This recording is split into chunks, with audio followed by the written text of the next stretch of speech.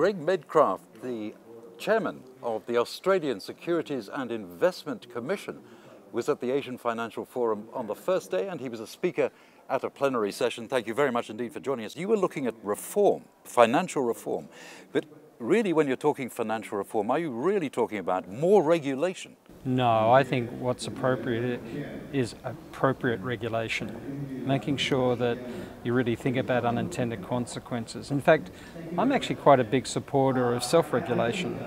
Frankly, as far as I'm concerned, if you're a well self-regulated sector, then there's less for us to do and to focus on areas where we have more concern. Where you end up with more regulation is where basically sectors are not appropriately self-regulating themselves, and the gap between what the community expects and what a sector is doing widens, and basically you then have the political process taking part and you end up with more regulation. So my message always to industries is be proactive, be forward-looking, and try and better self-regulate. So how important would you say that certainly technology is in this idea of really self-policing your industry? Is it an important factor? I think technology is absolutely critical.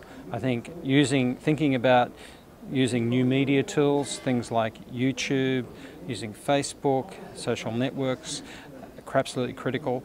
Thinking about how you can actually communicate risks using new media tools. We have fabulous, exciting possibilities now. We have things like e-learning modules where you can perhaps present something that might normally be in a prospectus on an e-learning module. You might be able to do it in 20 minutes and assess a potential investor's understanding of a particular product. So, I think it achieves the objective of the product issue of being satisfied the right people are buying their product, and from a regulatory perspective it means that we're less concerned about that products are not being inappropriately sold, and it reduces red tape. Let's look specifically at the Asia-Pacific area and perhaps at China and other countries around this particular region. Would you say that they have reached a point when regulation doesn't need to come in, and indeed the sort of things that you've been mentioning, which is much more to do with technology? Look, I think it's about outcomes, and I think globally what's important is to have, where you have global issues, is to have global principles for solving a problem, but then it's a matter of how you tailor those principles to find the solution in your own jurisdiction. So I think, Asia, is really not one single market.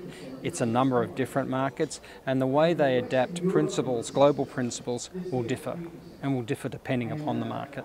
Of course, we are in Asia now looking at the idea of putting markets together, really linking them up. So do you see that really going on, and are you happy with what you see? Look, I think there's a lot of work to do in terms of linking up markets, and I think the one way of trying to achieve perhaps reducing regulatory barriers is to focus on equivalence of outcomes. So we may not have exactly the same laws, but I think what you've got to look at is, in a particular market, what outcome is regulation trying to achieve?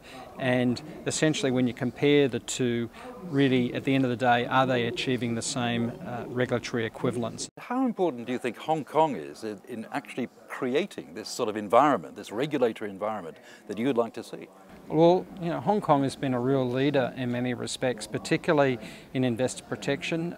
What Hong Kong did with dealing with the mini bond scandal, in terms of making the product issuers responsible for reimbursing investors, I think it sent a very strong message to product manufacturers and distributors that even though at the end of the day, if you strictly think that you're meeting the letter of the law, if something goes wrong, at the end of the day, the law or the interpretation of that law may change. So you're probably better off making sure that the product that's sold is appropriate for an investor.